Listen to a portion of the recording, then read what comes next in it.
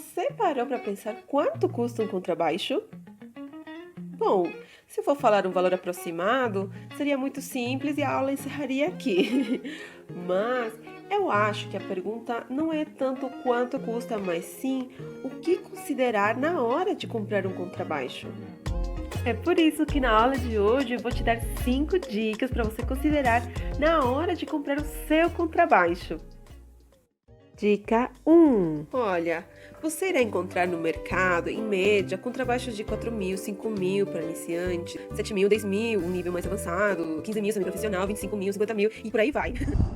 Ter o dinheiro em mãos não basta.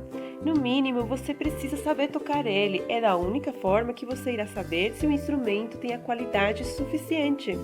Já pensou você ir comprar um carro? No mínimo, você precisa saber dirigir ele, né? Entendeu agora? Dica 2. Vamos considerar que o contrabaixo se enquadra dentro de 3 categorias, o qual o valor também irá depender de qual categoria ele se encontra. Temos o contrabaixo de fábrica, temos o contrabaixo usado ou de oficina e o contrabaixo de luthier.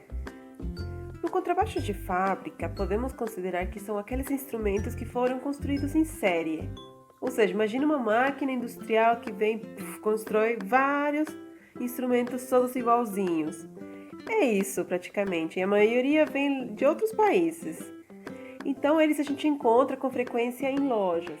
Esses instrumentos são os mais simples, talvez os mais econômicos. Caso você optar por comprar um instrumento de loja, então separe uma graninha. Porque eles, na verdade, eles vêm desmontados. Então alguém precisa montar e ajustar eles. Isso é um serviço extra. Quando eu falo ajustar, significa que o instrumento precisa de uns ajustes, uma regulagem básica. E a continuação irei te falar quais são os ajustes básicos que o teu contrabaixo precisa. Olha, o primeiro ajuste é o cavalete. Na maioria das vezes ele vem reto e alto, então o luthier irá rebaixar ele com uma lixa e fazer a curvatura certa. Outro ajuste seria trocar o espelho. Na maioria das vezes eles vêm pintados de preto e essa pintura sai rapidinho, acaba que mancha tua mão toda hora que você for tocar ele. Então o luthier vai trocar por um material melhor, que não despinta e resistente. Além disso, esses espelhos vêm com certas ondulações e essas ondulações atrapalham na hora de tocar um pizzicato, pois a corda fica trastejando, ou seja, batendo naquela ondulação mais alta. Outra parte do instrumento que precisa de uma regulagem é o braço.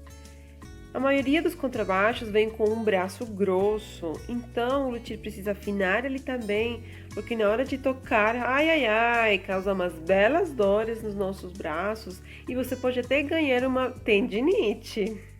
E a outra parte seriam as tarraxas, preste atenção nelas, pois algumas vêm muito duras ou muito soltas, ou até amassadas, dependendo, vai ser preciso trocar o jogo inteiro. E por último, e não menos importante, considere a troca do jogo de cordas.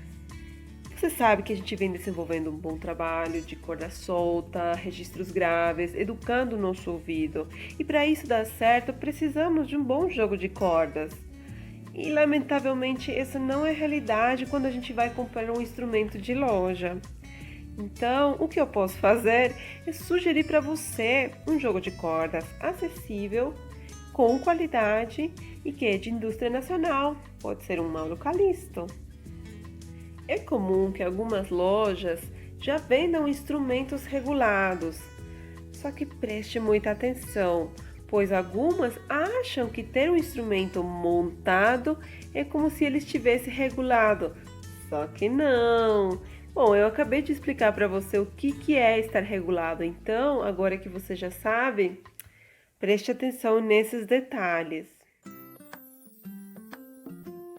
É muito comum no nosso meio musical a gente receber a oferta de instrumentos usados, principalmente daqueles alunos, colegas que optaram por continuar os seus estudos musicais de uma forma profissional. Então, na maioria das vezes, esses instrumentos costumam ser um pouquinho mais caros do que os instrumentos de loja. E é claro, existem motivos para isso. A maioria deles já está ajustado, já recebeu a troca do jogo de cordas e também a sonoridade do instrumento já foi trabalhada. Quando a gente fala instrumento de oficina, são aqueles instrumentos que foram criados, elaborados, construídos por ajudantes de luteria. E também, da mesma forma, eles já vêm praticamente prontos para tocar, não precisaria de reajustes, talvez algumas coisinhas sutis só. Já os instrumentos de luthier são aqueles instrumentos que foram criados de início ao fim por uma pessoa que se especializou exclusivamente para trabalhar e criar esse tipo de instrumentos. É o luthier. E também a pessoa que irá se encarregar pela manutenção periódica do seu instrumento. Mas onde será que a gente encontra um luthier? Com certeza o teu professor conhecer um ou mais de um. Então pergunte para ele te irá passar o contato, com certeza. Dica 3. Pergunte para a sua professora ou professor qual é o tamanho do contrabaixo que você está utilizando na aula. Pode ser 1/2, 7/8, 3/4, enfim. O importante é que ele seja proporcional ao seu tamanho e que ele seja confortável para você tocar. Dica 4. Toque ele para verificar a qualidade sonora e também verifique se o tampo é de madeira maciça, ou seja, se ela foi construída inteiramente com madeira natural e não está sendo preenchida por qualquer outro material que não seja madeira. Dica 5. E a última dica seria: verifique se o instrumento não está rachado ou aberto. É natural acontecer isso, seja pelo transporte, por as mudanças climáticas. Então, quando você for tocar nota longa, corda solta, você irá prestar atenção se está tendo algum chiado. Ou também, repare na junção da madeira, principalmente no tampo, com as faixas, dá umas batidinhas. E aí você irá verificar se o som é toc, toc, toc, tac, tac, tac. Existirá uma diferença de som caso ele estiver aberto. E agora irei fazer uma recapitulação de tudo que eu acabei de falar. Então, é importante você fazer um planejamento de acordo com suas possibilidades, verifique qual é o instrumento que você pode comprar, se ele é o de fábrica, usado ou de luthier. Verifique também se ele é proporcional ao seu tamanho. Toque ele bastante para avaliar a sonoridade e ver também como que está o reajuste. E por último, verifique se ele não está rachado ou aberto.